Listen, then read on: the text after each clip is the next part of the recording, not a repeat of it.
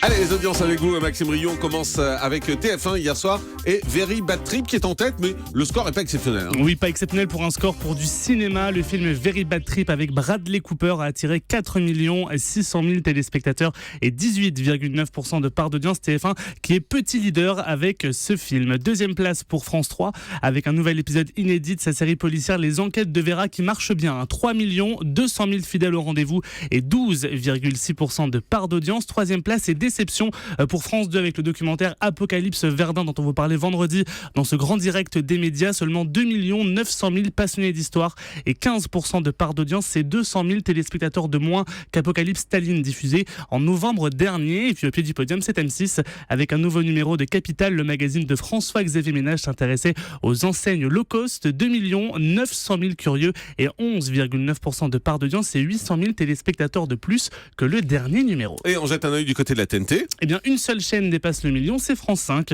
avec le traditionnel documentaire du dimanche, Île de Ré, Les Gardiens d'un Paradis. Un beau score, 1 100 000 téléspectateurs et 4,3% du public. Et en deuxième partie de soirée, France 2 poursuivait sa soirée Apocalypse avec une édition spéciale présentée par Marie Drucker en compagnie de nombreux invités et un beau score pour une deuxième partie de soirée, 1 900 000 téléspectateurs et 13,4% du public. Allez, beaucoup de chiffres, donc on jette un œil du côté des audiences en prime de samedi. Eh bien, TF1 était très largement en tête avec la 4e soirée des auditions à l'aveugle de The Voice. 7 200 000 téléspectateurs ont découvert les nouveaux talents de cette 5e saison, un score en très légère baisse par rapport à la semaine dernière. TF1 qui fait plus du double de France 2, qui était deuxième avec un nouveau numéro du plus grand cabaret du monde, et suivi par 3 200 000 fidèles de Patrick Sébastien. Et vendredi, eh bien, TF1 est encore une fois très largement leader et en hausse avec la suite de la 15e saison de Koh-Lanta. Plus de 6 600 000 fans de l'émission ont assisté à l'abandon du jeune Marius et à l'élimination de Céline. En une semaine, l'émission a tout de même gagné plus de 380 000 fidèles, donc très beau score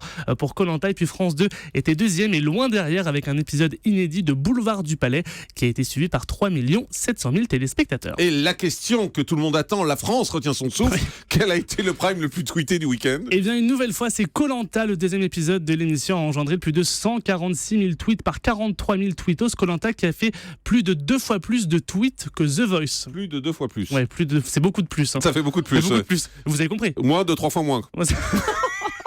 Ils ont fait le double de tweets que The Voice. Voilà ce que je voulais dire. Il y en a eu beaucoup, quoi. Exactement. Merci. Merci beaucoup, Maxime Rio. Allez, dans un instant, on va vous parler des croisières qui se multiplient et qui s'inspirent parfois de vos émissions télé préférées. On va vous détailler tout ça. Puis on vous rappelle que Jolie Julie est en vacances. Donc on a Jolie Haddadi en remplacement. À tout de suite.